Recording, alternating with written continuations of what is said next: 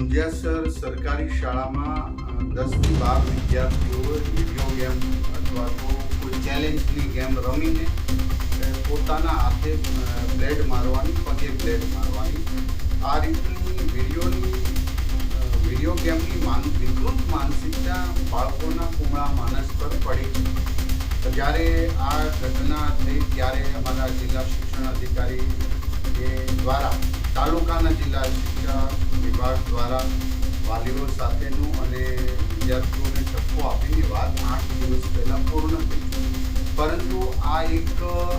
સામાન્ય ઘટના જ છે, કોઈને નુકસાન નથી, પરંતુ સામાન્ય આમ ન ગણી શકે, કારણ